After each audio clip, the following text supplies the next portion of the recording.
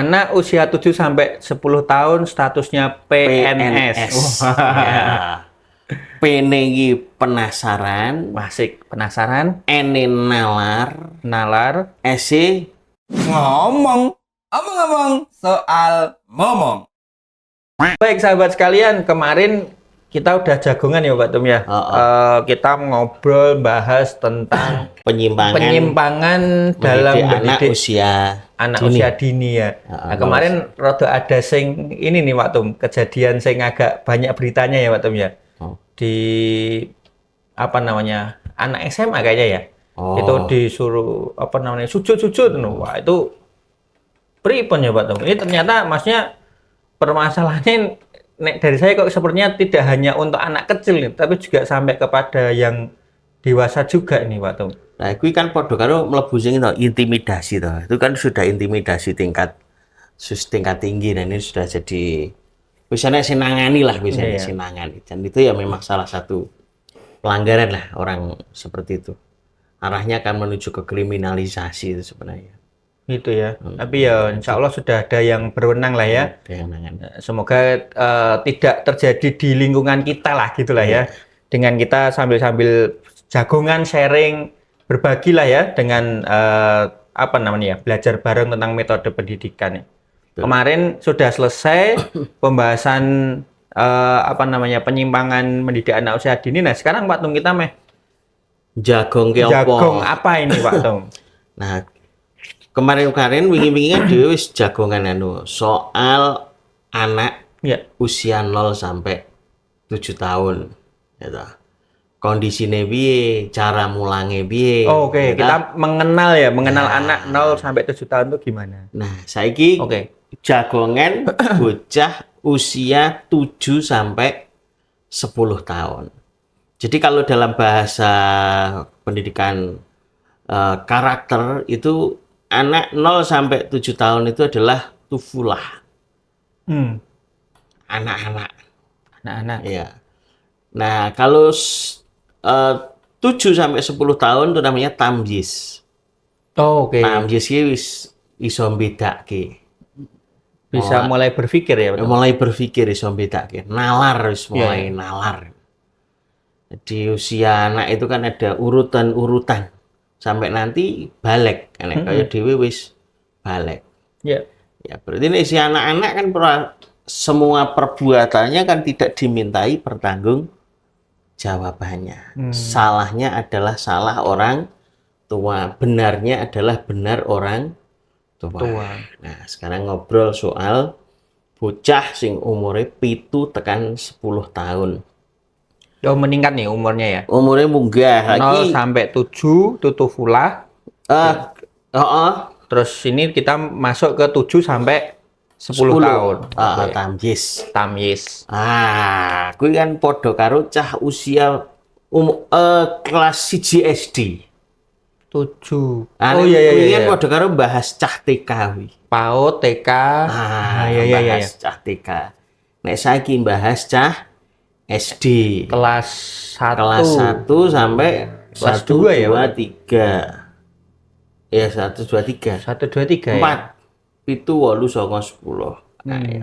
Kelas 1 tekan kelas 4. Nah. Kuwi jenenge usia tamyiz. Wis mulai dolar. Paham tuh dolar toh? Iya. Bocah ora dolar. Dolar iki nalar cara. Iya. Nah, maka anak usia 7 sampai 10 tahun itu bisa dikatakan dia itu kondisi jiwanya PNS. Wah, asik ya. Kondisi jiwanya PNS. Anak usia 7 sampai 10 tahun statusnya PNS. Ya. P-ne iki penasaran, Masih penasaran? N-ne nalar, S-e sosial. Iya. Jadi dia sudah menginjak ke sosiosentris. Karena sing usia 0 sampai 7 ini kan egosentris. Iya. Menangi dhewe kabeh dhewe raja. Kalau ki wis sosiosentris. Jadi pertama itu adalah penasaran. Jadi sing 0 sampai 7 juga dia ada penasarannya sama. Cuma yang 7 sampai 10 ini dia penasarannya sudah diikuti oleh tindakan sehingga dia masa-masa yang tepat untuk belajar. Contoh Pak Tung, biar makin kebayang Pak Tung.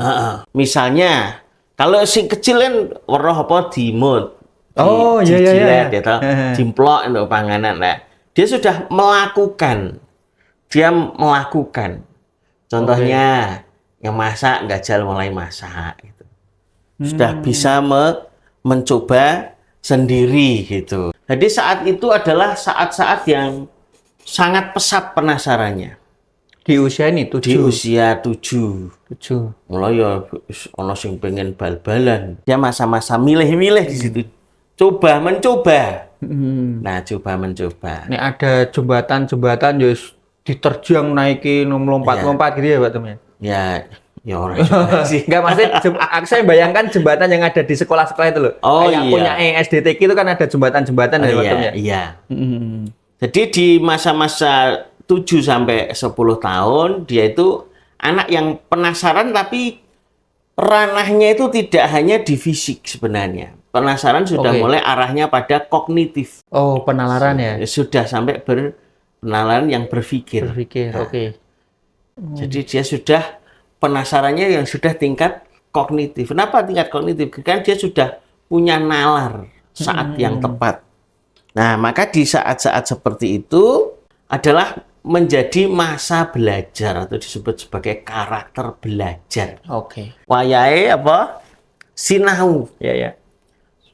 Mula anak-anak usia kelas 1 itu sudah pindah, yang tadinya anak TK itu yang perlu dilatih motorik kasar, anak kelas 2 SD sudah motorik halus. Nah, motorik halus itu contohnya yang nulis, itu sudah masuk motorik halus gitu. Oke, kemarin kan belum boleh diajari secara drilling ya. Iya, yang paling tepat kayak kemarin dia latihan ngepel lemah, itu melatih motorik sebenarnya. Gitu. Main pasir gitu. Nah, dia melanyahkan di motorik kasarnya. Kalau ini sudah motorik halus, diajari nulis, gambar gitu. Di usia-usia ini, maka di kelas 1 itu pelajaran dia gambar gitu.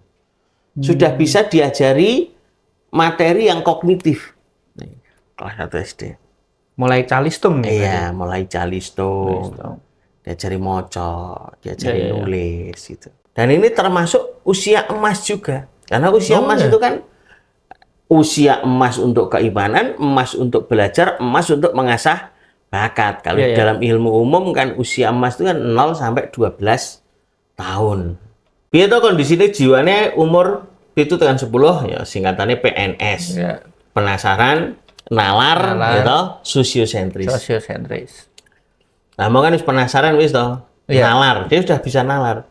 Wis dia iso diajari angka. Iso diajari tambah-tambahan. Iso diajari pengurangan.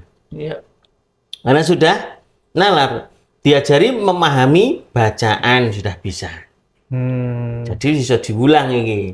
Tapi mungkin levelnya dasar ya Pak Tum ya? Ya ini termasuk sudah masa-masa belajar. Belajar ya. Masa belajar, dia sudah masuk masa belajar. Oh, saya jadi ingat. Meskipun nanti ada anak yang 7 tahun tapi ternyata jiwanya juga belum siap belajar, ya ada. Tapi secara umum ini masa-masa belajar. Berarti termasuk saya jadi ingat hadis Nabi ini kayaknya Pak Tum ya, yang ajari anakmu sholat di usia 7, kemudian 10 nek dia belum mau dipukul gitu ya. Iya. Berarti usia 7 itu usia diulang. Belajar ya. Belajar ini ya berarti belajar semua hal ya. Semua hal. Mungkin latihan puasa juga mulai ya Pak Tum ya? Iya, maksudnya semua hal itu ya yang diajarkan kalau di sekolah ya nanti mengarahnya akan. Kenapa perlu diajarkan banyak hal pada usia ini, usia 7 sampai 10 tahun, supaya nanti usia 10 sampai 14 itu ketemu bakatnya. Oke. Jadi ada kelanjutannya ya. Jadi usia-usia ini iso dikei pengalaman sing oke. Iya. Misalnya matematika, iso ora cah iki. Kei seni, kei bahasa. Kasih banyak kesempatan. Tujuannya untuk apa? untuk mengetahui di mana atau bakatnya gitu. Oke, potensinya Potensinya itu di mana gitu. kapak tajamnya di mana gitu ya? Sisi tajamnya itu ada di mana dia. Oke. Gitu. Jangan sampai salah ngasah nih ya Pak Tum. Iya, bisa jadi salah ngasah itu ya karena nggak tahu. Tidak tahu. Maka Oke. di usia-usia ini ya orang tua dicoba aja anak. Pengen apa kan anak itu kan bakat itu kan penjajakan kan dari kata bakmi, bakat minat itu. Oh, oke. Ya, bakmi itu bakat minat itu biasanya Saya bakmi sing liyane iki bayangin. diukur saka minate sik. Iya. Mengko gak diuji bakat apa ora. Jenenge asline ora bakmi. Kudune mie bak. Oh, miba. Minat bakat. Oh, Jadi oke. misalnya anak minat pengen les iki atau pengen belajar iki, pengen ikut ekstra ini. Kasih aja dulu. Nah, kalau bakat dia akan suka dan di situ dia akan bertahan lama terhadap kesulitan-kesulitan dia tetap akan bertahan di sana. Iya. Tapi nek seneng iki berarti enek kesulitan gak sida. Seneng iki gak sida berarti bukan tempatnya di situ. Karena dia suka tapi tidak bisa. Tidak bisa. Kan suka bisa bermanfaat. Bakat itu. Iya. Nah, maka di usia ini akan sangat bagus anak dicobakan di berbagai bidang. Meskipun dalam pelajaran itu sebenarnya di usia dasar itu yang dibutuhkan ya calistung itu. Oke. Jadi pendidikan dasar itu utamanya calistung. Calistung ya. Ini dasar nih ya Pak Tum ya? Iya, dasar ya calistung ya. Kan itu untuk mendasari sebagai pondasi. Iya. Meskipun masih ada yang lebih hebat daripada calistung sebenarnya. Adalah belajar tentang adab. Oh. Nah, kuwi. Oke. Karena bisa calistung tapi nek nggak punya adab nanti ya angel notone. Nah, maka nanti kita akan ngobrol kuwi. Piye to carane mulang bocah umur 7 tekan 10? Iya. Kan dhewe ngobrol kondisine to. Iya. PNS, penasaran, nalar sama sosiosentris. Sosiosentris ki butuh konco. Oh, itu ya ini ya. Mulai sekolah ki yo seneng mergo ketemu konco. Wis balik sekolah isih pengen dolan ketemu konco. Wis mulai gelem berbagi karo konco. Sing penting koncone seneng. Contoh bedane ngene, nek mau pas egosentris usia 0 sampai 7 tahun. Duwe panganan enak utawa di dolanan apik. Sing penting temennya nggak boleh pinjem. Wong ini punya saya kok. Oh iya. Meh temen itu nangis, meh pulang ke rumahnya nggak jadi bermain, dia nggak ngurus. Ini punya saya. Ini punya saya, ini saya. Iya. Tapi nek usia 7 10 karena dia sosiosentris, meskipun dia punya makanan atau dia punya mainan, dia mau berbagi. Dia wis mulai ngeboti konco timbang barang, timbang egone we. Hal temennya balik, ya saya main deh goban bareng. Oke. Gitu. Usia 7 sampai 10 ya, sosiosentris. Sosiosentris dan teman juga bisa mempengaruhi di usia ini. Maka anak-anak seperti itu koncone TPA melu TPA, koncone layangan melu layangan, koncone sepedaan melu sepedaan. Iya. Babalan bareng gitu ya. Bal-balan dan tanpa ditungguin orang tua. Bisa jadi sudah malu ditungguin orang tua. Nek sing cilik mau 0 sampai 7. Apa-apa tunggoni orang tua pengen nih. Karena dia belum punya teman, belum bisa berteman. Nah, nek 7 kan 10 dhek wis isin. Pengen karo koncone, ora pengen karo ibuke utawa bapake gitu. Nah, dia sudah di tahapan menjadi awal mula menjadi makhluk sosial. Oke. Usia 7 adalah awal mula anak itu menjadi makhluk sosial. Jadi di sana. Siap. Nah, jadi di sosiosentris dia butuh sosok teman, ya toh. Butuh latihan kerja sama. Biasanya mulai geng-gengan belum nih Pak Tum nih? Anggo kelas 5 SD biasanya. Oh, kelas 5 SD. Karena dia dari sosial itu nanti dia akan belajar kepemimpinan. Geng itu bagian daripada dia belajar kepemimpinan gitu ya. Cuma di situ karena namanya geng kan jadi kepemimpinan yang negatif. Nah, oke. Ini kondisi nih, kondisi. Lah, piye carane mulang? Diajari dilatih. Dijelaskan, diajari, dilatih. Dijelaskan, diajari, dilatih. Telu. Dijelaskan, diajari, dilatih. Terus ya itu ya. Terus. Moco, diajari. Moco yang ini. Dilatih terus moco. Iya. Hitung, begitu juga.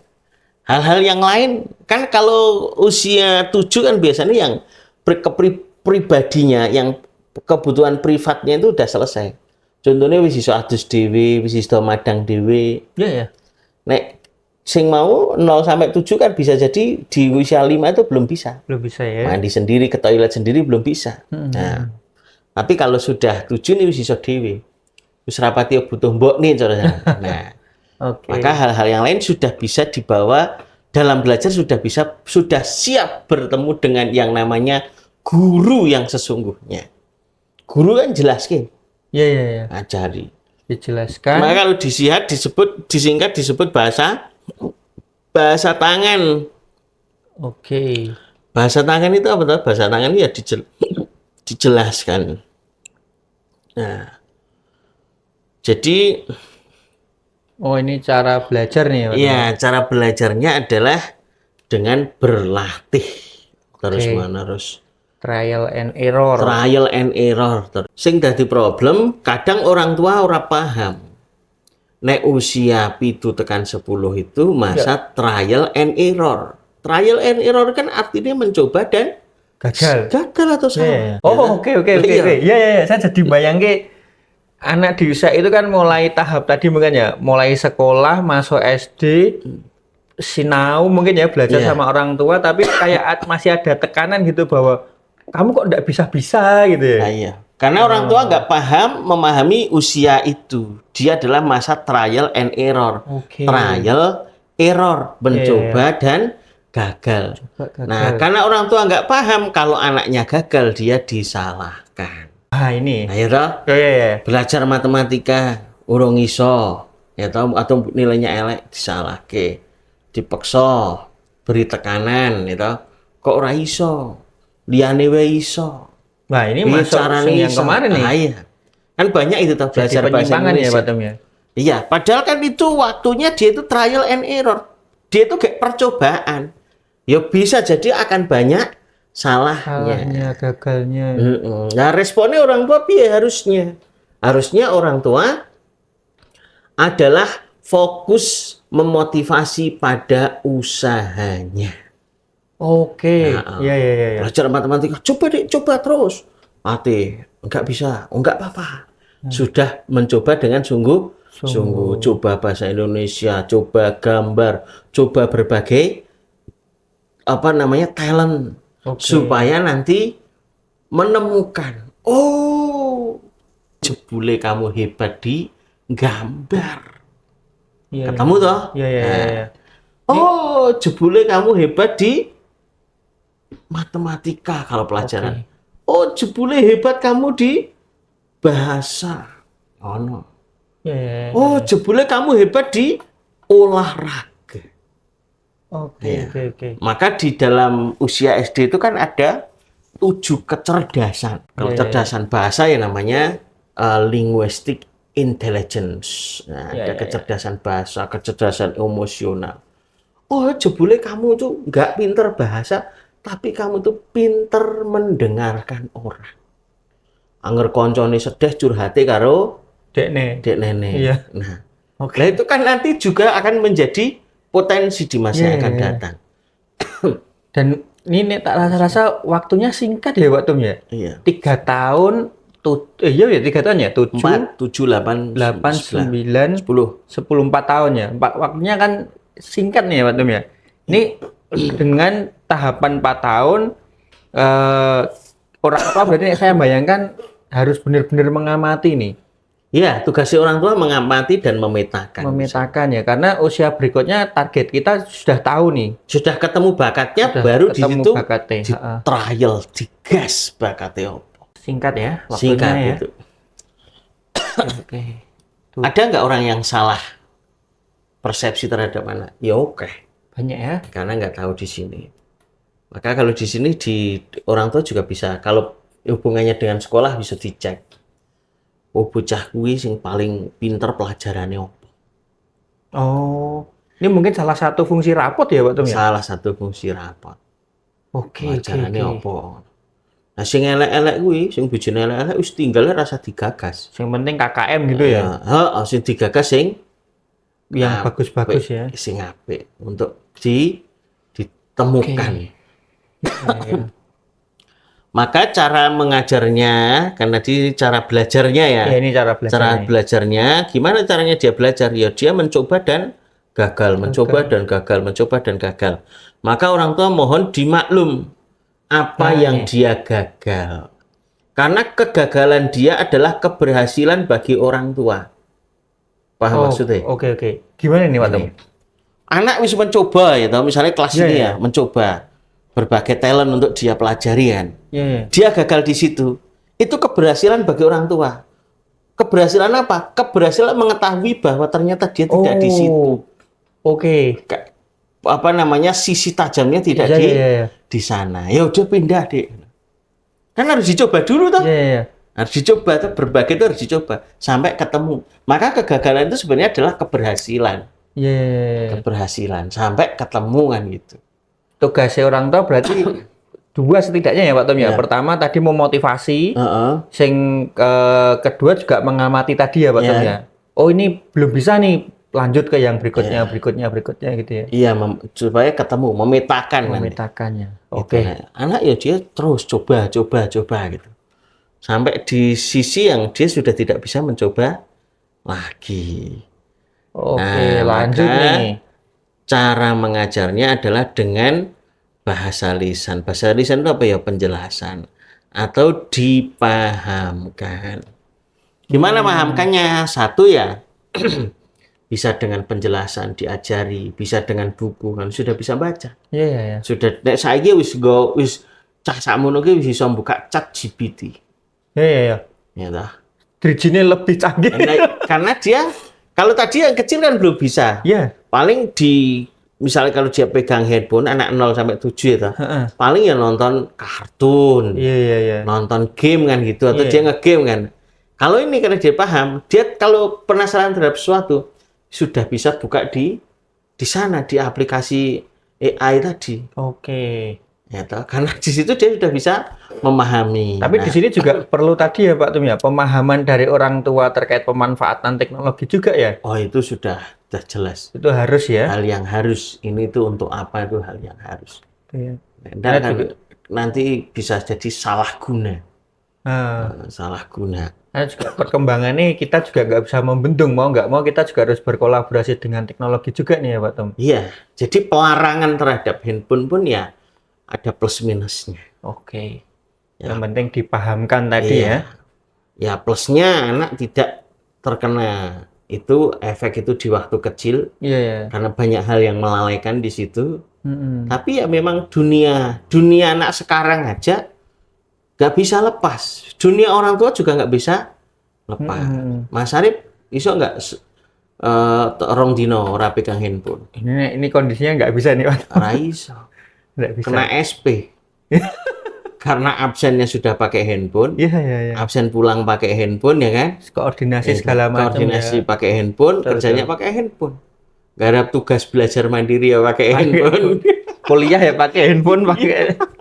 Nah, ini sekarang loh. Lah 5 tahun ke depan.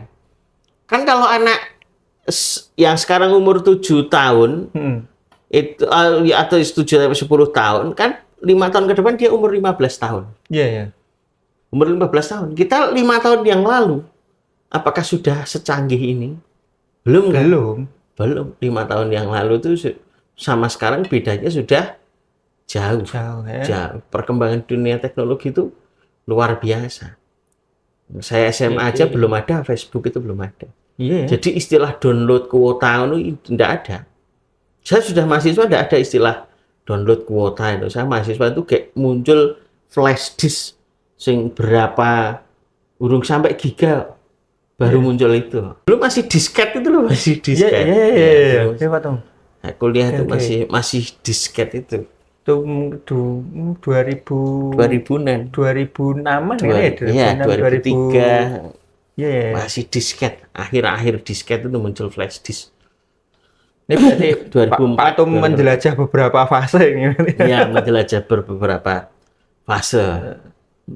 Berarti yang penting fundamentalnya di orang tua adalah pemahaman kepada anak itu ya, pemanfaatannya teknologi itu untuk apa saja gitu ya.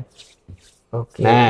Tadi cara mendidiknya satu dituntaskan rasa ingin tahunya, yang kedua ya nalarnya ditumbuhkan dengan dilatih tadi, nalarnya ditumbuhkan, sudah diberi kesempatan untuk mencoba sendiri. Gitu. Mencoba sendiri, naik sekolah ya kon jawab pertanyaan kan mencoba sendiri. Benar apa salah kan perlu dijawab kan gitu. Nah, sama satunya lagi adalah yang terpenting adalah pendidikan adab dan akhlak. Nek kemarin di 0 sampai 7 iman ya Pak Tom ya. Menumbuhkan iman gitu ya. Nah, ini sudah ke adab dan akhlak. Nah, diajari adab itu ya adab pada orang tua, sopan santun gitu. Maka di sini sudah perlu adanya prosedur dan aturan atau aturan dan prosedur. Ini sudah mulai bicara adab dan akhlak ini sudah mulai belum Pak Tom ke sampai yang ini mahram boleh jabat tangan, ini bukan mahram enggak boleh jabat tangan. Sampai ke situ? Iya. Di 10 tahun kan nanti sudah dipisah tidurnya. Oh, termasuk. Tidurnya sudah dipisah 10 tahun. Jadi untuk usia ini itu sudah bisa dijelaskan yang namanya aturan dan prosedur. Kenapa aturan dan prosedur itu perlu? Supaya kita sebagai orang tua ini tidak terlalu banyak ngomong. Aturan dan prosedur. Aturan itu mana yang boleh, mana yang tidak boleh. Kita perlu jelaskan. Kalau yang tadi usia 0 sampai 7 tahun ya belum waktunya menjelaskan aturan dan prosedur. Tapi ini sudah bisa. Jadi dijelaskan aturan main, pulang jam berapa, mandi jam berapa, itu aturan. Tidur jam berapa, mana yang boleh dan mana yang tidak boleh, itu aturan. Kalau prosedur itu tata cara. Anak perlu diajari itu. Carane nyapu, ada prosedur. Carane duduk. Loh, kadang anak itu masih duduk, sikile dengreng ke meja. Nah, kalau nggak ada aturan, orang tua bisa jadi akan banyak bicara. Sikil kok ning meja, gak sopan dan sebagainya. Tapi kalau sudah ada prosedur, tinggal sampaikan. Kaki ketika duduk, kaki berada di bawah. Itu sudah diajari prosedur. Habis makan, misalnya piringnya ditinggal. Kan tinggal diulang, habis makan piringnya dikembalikan. Atau kelas tadi yang sudah 7 tahun dicuci. Sudah bisa. Jadi sudah waktunya di sini dia berbicara aturan dan prosedur. Tapi dijelaskan di awal ya ini. Dijelaskan supaya anak tidak bingung. Naruh sapu di, naruh sepatu di, naruh baju di.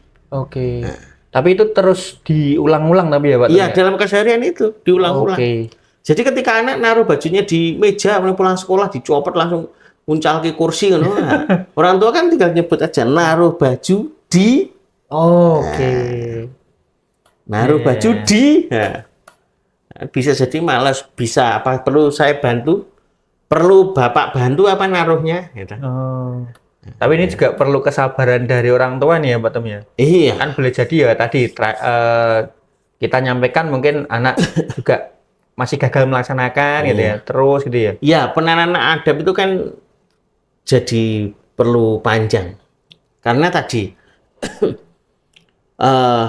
kalau yang di pendidikan Islam itu kan tadi sudah ditanamkan iman dulu. Jika jadi mudah. Jadi mudah dulu. Tapi dalam kehidupan sehari, orang itu kan seringnya tidak menanamkan iman dulu. Dia menanamkan kebiasaan dulu. Karena berprinsip kebiasaan akan jadi apa? Karakter. Biasa kemproh ya karakternya susi kemproh. biasa resik menjadi karakter yang bersih ya. Oh. Iya toh. Sampai ke situ Iya, ya. kebiasaan. Ini ilmu umum loh. Tapi kalau ilmu Islam kan enggak, karakter tuh dari hati. Ya. Baru dibiasakan, bukan dari biasakan menjadi karakter. Nanti diurai menjadi, kita akan kembali kepada 3 teori besar pendidikan. Nah, Apa itu Pak Tum? 3 teori pendidikan besar itu ada konvergensi, kemudian ada teori lali aku tadian Mas. Konstruktivisme, Nah, behaviorisme, kognitif. aku wis turunan. Oh, udah turunan. Itu udah turunan. Yang 3 ini teori 7 besar ya? itu ada konvergensi, ada 3. Kemudian satunya itu yang dikomandani oleh John Locke yang menghasilkan teori tabula rasa itu. Intinya ini, orang itu berprinsip gini, bahwasanya dia itu berprinsip bahwa manusia ini aslinya adalah masih kosong. Oke. Oh, ini konvergensi, nativisme, Satunya empirisme. Oke. Jadi yang nativisme, dia mengatakan bahwa sesungguhnya manusia itu adalah kosong. Oke. Nggak bisa apa-apa. Nah, dia akan menjadi seperti apa tergantung pada lingkungannya. Nativisme Gitu. ini ya. Nah, yang tadi empirisme, sesungguhnya manusia itu sudah bisa. Wis gawan. Nah, manusia itu lahir ya wis pinter. Ya. Ora perlu manusia itu lahir sudah membawa ilmu, sudah membawa karakter. Nek mes jadi pemimpin ya dia nanti jadi pemimpin. Ora perlu dibentuk oleh lingkungan gitu. Oh. Nah, yang satunya lagi konvergensi adalah gabungan dari dua-duanya. Memang lahir sudah membawa bakat dan lingkungannya mendukung gitu. Maka yang tadi yang nativisme dia menghasilkan apa? Menghasilkan teori tabula rasa bahwasanya manusia itu seperti kertas putih. Yang empirisme,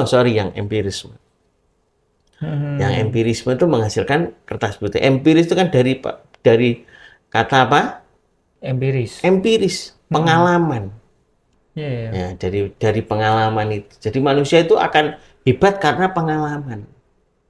Jadi lahir kosong. Nah, karena pengalaman bisa jadi hebat. Tapi ini teori umum nih ya. Teori umum. Tapi asal mulanya 3 prinsip itu. Oke. Asal prinsip 1 berpendapat bahwa manusia lahir itu kosong, nggak bisa apa-apa. Yang bentuk adalah lingkungan. Ini empirisme tadi. Nativisme lahir ki wis nggawa bakat. Lingkungan ini gak ngaruh gitu loh. Nek meh lahir dari pemimpin ya jadi pemimpin. Nek lahir engko dadi ora iso apa-apa ya ora iso apa-apa gitu. Nah, satunya lagi yang konvergensi adalah lahir sudah membawa tapi lingkungan adalah pendukungnya. Gitu. Oke. Nah, kalau kembali kepada Islam maka bukan 3-3-nya itu, tapi menjadi manusia itu adalah lahir sebagai fitrah. Kullu mauludin yuladu alal fitrah. Semua manusia terlahir dalam keadaan fitrah. Apakah fitrah itu kosong? Enggak. Tidak. Fitrah itu sudah membawa iman. Ya, fitrah itu sudah membawa iman.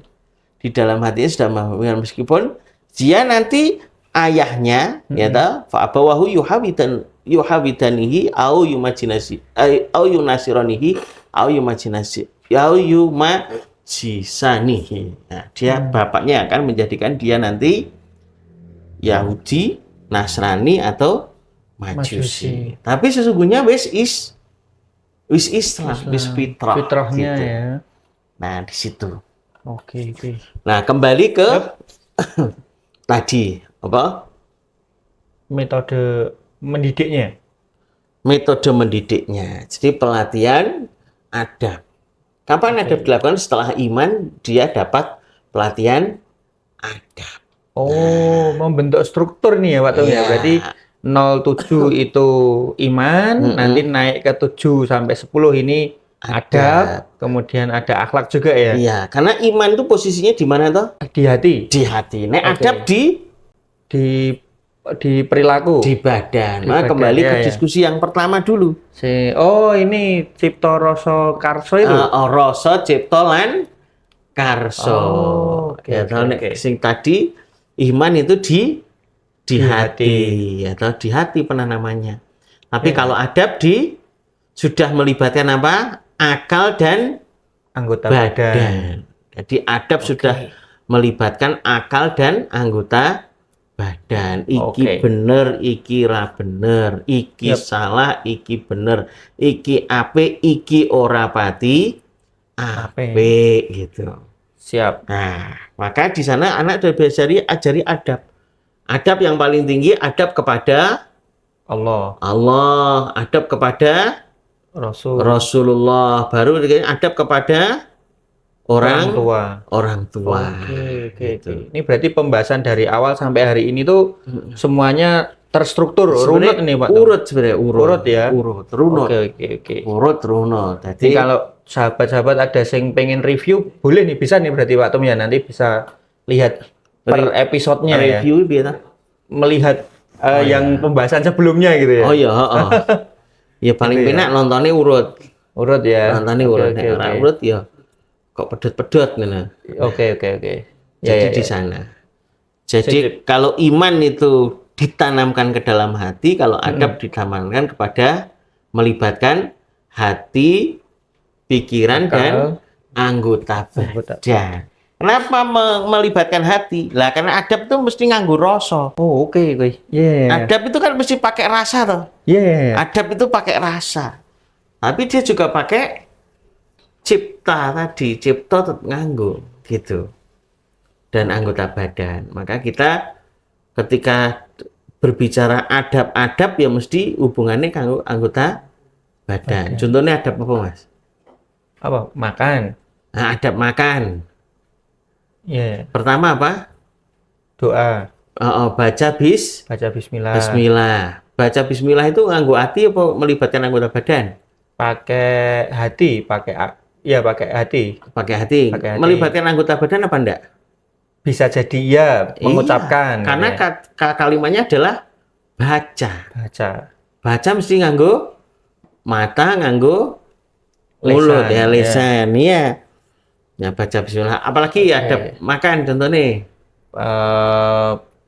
Menggunakan tangan kanan. Tangan kanan melibatkan anggota badan apa enggak? Ya, melibatkan anggota badan. Iya. Gitu ya. Apalagi misalnya.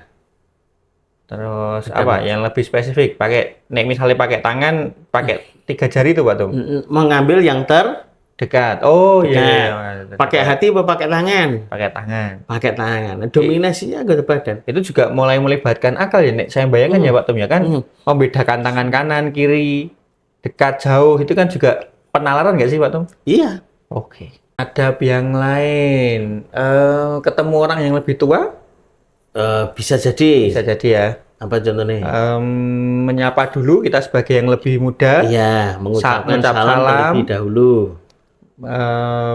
Jabat tangan untuk yang mahram. Iya, pas salam pakai melibatkan anggota badan apa ada ya, namanya? Ya melihat orangnya kemudian mengucapkan secara lisan. Gitu jadi adab itu kalau bahasa pelajarannya adalah prosedur tadi. Oke. Prosedur tadi. Bahasa ininya ya, bahasa mudahnya ya. Iya. Adab itu kan tata cara. Oke. Nah, tata cara. Nah. Sip. Jadi dia sudah waktunya diajari adab di sana. Maka dia tidak bisa hanya dengan hati, melibatkan anggota badan. Nah, dilatih. Oke. Karena anggota badan itu kan dilatih. Supaya tadi apa? Bisa, sampai bisa. Nek orang sering mengatakan bisa karena terbiasa. Oke, ini masuk ini Pak Tum ikut jagongan ini dari sahabat kita ini, ada Ibu Farida di Sragen Pak Tum. Oke, saya sambil selalu Bu Farida ya? Apa bukan? Kemarin bukan ya? Kemarin ya salah satunya gitu. Oh ya. Oke, ini ada Ibu Farida ini di Sragen. Assalamualaikum warahmatullahi wabarakatuh. Ngapunten Pak Tum dan Mas Arif, izin bertanya nggih. Untuk memberikan arahan pada anak usia SD dalam kurung kelas 3. Bila di rumah ketika ada PR, semisal tugas matematika, bila dibantu kakak atau ibunya untuk membantu belajar, tapi dalam penyampaiannya menurut Ananda tidak seperti gurunya. Akhirnya Ananda tidak mau dibantu. Solusinya bagaimana ya Pak? Jazakumullah khairan wa barakallahu fikum. Monggo ini Pak Tum. Oh, jadi diwarai kakaknya atau ibu enggak mau. Iya, beda cara ininya dari Bu Guru atau Pak Guru di sekolah. Caranya yang beda. Ya, ya. Itu mudah saja. Pertama konfirmasi kepada gurunya. Oke. Bu, ini anak saya tak ajari kok kayak gini, enggak mau katanya beda dengan ibu. Saya boleh tahu ibu seperti apa? Kan sekarang ada HP toh. Oh iya. Selesai toh. Oh oke. Iya. Iya. Cuman saya ada jadi kepikiran Pak Tum. Berarti kembali lagi dulu yang pernah saya juga tanyakan kayaknya ya. Mendidik berarti lingkungannya ada 3 kemarin itu ya Pak Tum? Iya. Orang tua, kemudian rumah, lingkungan, sekolah ini berarti harus terkoneksi nih. Iya.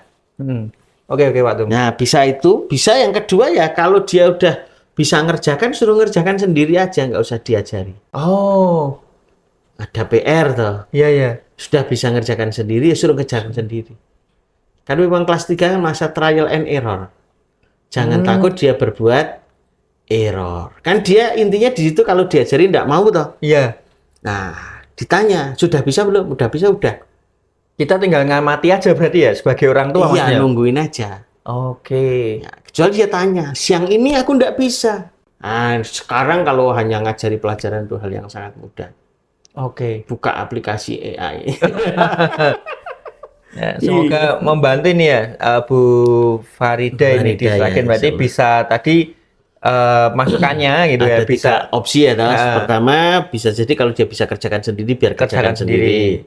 Kalau dia bertanya dijelaskan, dijelaskan dengan cara kakaknya atau ibunya seperti ini. Tapi tadi kurang cocok gitu Pak. Ya, kalau itu kurang cocok ya kan bisa ditanyakan ke sekarang aplikasi banyak sekali. Oh boleh nggak aplikasi? Ya boleh. Nah kenapa? Oh, itu digunakan untuk membantu. Iya. Kan gitu. Yang ketiga tadi kalau misalnya merasa bahwa guru dan orang tua beda ya guru sekali-kali dong telepon orang tuanya. Saya jelasin ini kok kata anak saya salah Bu. Nah ini ibu jelasinnya gimana ya? Gitu loh. Oke. Kan bisa jadi itu orang tua kakaknya itu benar, gurunya juga benar, tapi caranya beda. Oh. Karena matematika itu kan bisa jadi satu soal memiliki berbagai cara penyelesaian. Iya. Nah bisa jadi salah satunya tidak betul. Iya. Gitu. Bisa jadi cara penyampaiannya yang nggak betul urutannya. Oke. Ini lebih kepada kita juga membantu anak aja ya, memahami bahwa ada banyak cara tadi mungkin ya. Tapi biasanya guru tuh kalau awal-awal menentukan cara seperti guru. Awal-awal supaya nggak bingung gitu. Bingung. Saya dulu ada pengalaman waktu sekolah itu. Oke. Jadi ketika suruh ngerjakan soal matematika, nah qadarullah kalau saya matematika memang kurang bisa Mas. Jadi matematika itu aku lagi malah kamu ini. Oke, waduh. Nah, itu ketika teman saya itu maju, itu dia bisa ngerjakan dengan 2 atau 3 cara. Jadi dia ada soal itu toh, suruh maju sama bu gurunya. Dia maju. Temannya orang ngono gitu loh. Dia terus saja sampai selesai, ketemunya sama. Iya. Dia bilang 1, 2. Dia bikin cara lagi seperti yang diajari gurunya. 2 gitu. Jadi kalau nggak 2 ada 3 cara dia. Kemudian gurunya bilang, sip, ini bisa memiliki cara yang lebih daripada bu guru. Jadi urutan penyelesaiannya itu dia, karena matematika itu masih ada urutan penyelesaian itu. Iya. Dia punya 2 cara dalam satu soal. Kalau sekarang bisa lebih dari 5 cara. Perkalian aja banyak cara itu di YouTube itu kan banyak. Cara ngaliin pakai ini versi India, versi Cina ada itu. Nah, India modelnya gini. Sekarang kecanggihannya luar biasa itu. Gitu ya. Oke. Ini berarti termasuk kita juga secara nggak langsung berpacu dengan anak juga nih. Boleh jadi anak dengan tadi diarahkan teknologi, dia bisa cari banyak referensi informasi. Nah, kita sih mungkin kurang mengikuti juga bisa ya Pak Tom ya, sebagai orang tua nih. Jadi yang maksud saya yang saya tanyakan bukan tanya jawabannya di AI itu, tapi tanya caranya. Ada berapa cara bisa dipakai berbagai model penyelesaian gitu. Ini orang tua juga harus adaptif nih berarti ya. Iya, kalau hubungannya dengan pelajaran. Dan saya kira anak-anak sekarang itu canggih luar biasa. Anak-anak sekarang itu canggih luar biasa. Itu bagian daripada sisi positifnya. Dekat dengan teknologi. Meskipun masih banyak juga orang tua yang dia sangat protektif terhadap anaknya untuk dekat-dekat dengan teknologi. Utamanya teknologi handphone itu. Kain tuh ngapalan muntek. Ini juga mungkin tergantung dari potensi anaknya, kemudian tujuan pengarahan dari orang tua juga banyak faktor sih ya Pak Tom ya. Tapi intinya teknologi ya tidak bisa kita hindari, tinggal tadi ya dipahamkan kebijaksanaan kita jadi orang tua gitu ya. Suku Baduy sekarang pakai teknologi nggak tuh? Suku Baduy. Baduy di yang di mana itu? Kalau setahu saya nih, mohon maaf nanti teman-teman bisa koreksi kasih info ya di kolom komentar atau di WA nanti. Kalau setahu saya terbagi jadi dua ya Pak Tom. Oh gitu ya. Ada Baduy luar, ada Baduy dalam. Kalau yang Baduy dalam sepertinya belum. Tapi kalau itu yang masih pakai pakai penerangannya masih pakai minyak ya. Iya, setahu saya itu nanti kalau ada perkembangan teman-teman bisa kasih komen ya. Itu ada terbagi jadi dua itu nih, sepaham saya Pak Tom. Lah yang sudah bisa kita akses masuk, kita menggunakan handphone itu yang di Baduy luar. Baduy luar yang mengizinkan wisatawan ke sana. Iya. Ini itu. Iya, berarti masih ada ya suku-suku yang jauh dari teknologi ya. Masih sih. Seperti suku-suku yang ada di mana? Di wilayah Ethiopia itu masih ada ya. Masih ada ya suku-suku yang. Sing di sana saya kok rada aneh nih Pak Tom. Rada roaming nih Pak Tom. Gitu. Kurang informasi nih saya. Nih teman-teman nanti yang melihat kita di YouTube nanti bisa tambahkan informasinya ya di komentar gitu. Iya. Dan kalau kita melihat di beberapa negara tertentu seperti info yang saya temui contohnya di negara Cina. Itu sekarang anak-anak usia SMA mahasiswa itu nggak kenal uang cash. Jadi mereka sudah nggak pegang uang kertas dan uang koin. Kan dulu kalau kita sekolah diajari toh uang kertas, uang logam gitu toh. Nah, ini sudah nggak diajari. Mereka taunya angka di handphone. Pakai kiris. Iya, kalau kita kiris kalau di sana namanya apa nggak tahu, tapi di beberapa konten-konten itu mereka nggak tahu. Uang itu bentuknya seperti apa nggak tahu. Taunya ya dia saldonya bertambah atau berkurang karena semua pembayaran dia menggunakan handphone. Tapi itu untuk generasi yang paling baru ya Pak. Saat ini untuk anak-anak usia mahasiswa, usia SMA itu di sana di sosial jenis social experience ya. Iya, eksperimen atau eksperimen itu nggak kenal uang logam. Nah itu bisa jadi nanti juga akan merambah sampai ke tempat kita kan ya. Sekarang kayaknya udah ya Pak Tom. Sekarang aja banyak orang itu nggak bisa. Dia nggak orang di dompet, orang gue dompet, orang gue detik nggak apa-apa. Tapi yang penting gue handphone. HP. Ya, sekarang begitu. Siap. Ini kita sampai ke metode pendidikan ini tadi Pak Tom. Metode pendidikannya adalah pelatihan adab dan akhlak. Adab dan akhlak ini juga salah satu hal yang utama ya yang perlu ditanamkan di usia 7 sampai 10. Atau mungkin ada tambahan dulu. Sebelum nanti berarti pekan depan insya Allah kita lanjut lagi nih, masih materi yang sama nih Pak Tom ya? Pindah. Pindah. Oke. Pindah, ya.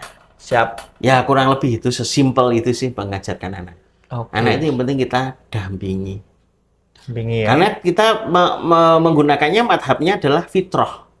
Fitrah itu, anak itu terakhir sudah dalam keadaan fitrah. Fitrah itu sudah punya potensi. Sudah punya bawaan. Kita tinggal kalau butuh dibantu, kita bantu. Atau butuh ditungguin kita tungguin gitu. Intinya kita itu mengantarkan, memelihara begitu, tidak harus memaksakan gitu. Ini kalau yang materi yang kita jagongke ya Pak Tom ya, terkait itu yang kita ambil referensinya gitu ya.